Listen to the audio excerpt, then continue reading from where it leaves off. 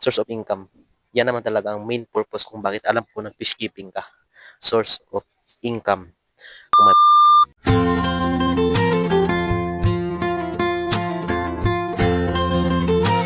So what's up mga fish keeper? Good day po sa lahat. So ayan, may isi-share lang po ako sa inyo na sana ay matutunan nyo ng aral itong isi-share ko. No? So it's a very important as a fish keeper.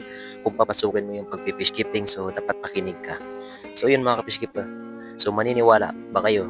Sinimulan ko to, no? Itong pag-fish keeping ko is nasa 1 year pa lang ako. Yung iba napapatawa na lang, parang ang hirap paniwalaan kasi makikita nila ang daming reptile. Tapos doon may maraming aquarium. So, meron pa yan sa harapan. So, ayun, meron pang hindi ko pa nagawa na panglagyan ng mga isda. Maniniwala ba kayo na 1 year pa lang ako sa fish keeping? So, visit nyo lang yung page ko. Itong page ko, tingnan nyo kung anong taon ko po ginawa to. So, makikita nyo lang po daw na nakalagay na 1 year pa lang po yung ating page. This 26. So, ayan. So, ang isi-share ko is dapat sa fish keeping, no? Totally, pinasok mo naman yung fish keeping. Ang number 1 talaga is alisin mo yung pagkamahiyain mo. Kasi, diyan ka mababaon sa pagkahiya mo na yan. So, dapat alisin mo yan. Dapat makapal yung mukha mo. Pero wag naman totally makapal yung mukha as in karapal at nagiging kupal ka na. Lulukuin mo yung kapwa mo fishkeeper. Kasi ang pinaka-importante sa fishkeeping is respeto. Yung respeto, hindi yan hinihingi. Hindi yan dinilimos kung sa yan binibigay ng kapwa natin. Fishkeeper din. Yan lang, respeto lang. Respetuhin nyo kung bakit mahal yung isda niya, sa'yo murang-mura. Tapos kung ikaw kukuha ng isda sa kanya is benta niya sa'yo, napakamahal. So, hindi talaga nagpaparehas yung mga fishkeeper. No? Hindi yan nagkapareho kasi makikita nyo. Mga fishkeeper is may kanya-kanya po tayong purpose at saka goal kung bakit pinasok natin yung fishkeeping.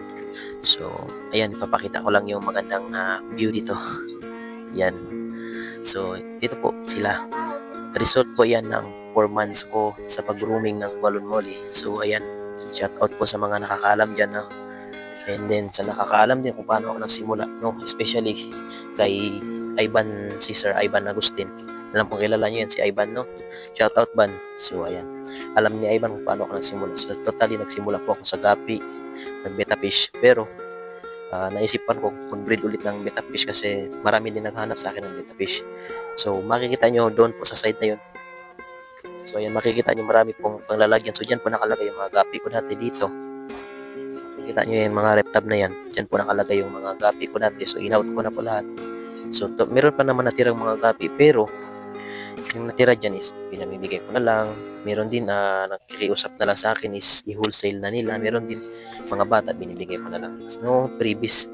At saka yun din talaga pinaka-importante as a keeper is may respeto po tayo sa kapwa natin fish keeper. Huwag natin abusuin porket parehas kayo fish keeper kasi darating ang araw is maiinggit ka talaga sa kapwa mo lalong-lalo na pag nasanay ka na mamburaot. Nasanay ka na sa gawain mo na abusuin mo yung kapwa mo. Yun talagang ang pinaka-importante mga fishkeeper para mag-success kayo sa pinasok nyo na some days source of income.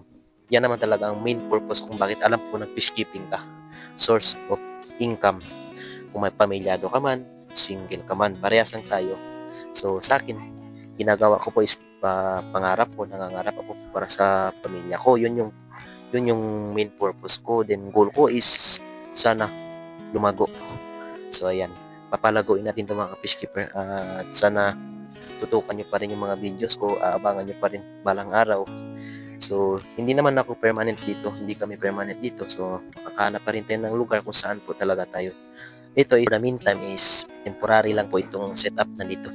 So makaka-set up lang din tayo maganda-ganda kapag nakakalipat na tayo. So ayan, sana nga in good luck po sa ating fishkeeping goal and happy fish keeping. Maraming salamat po. Paalam.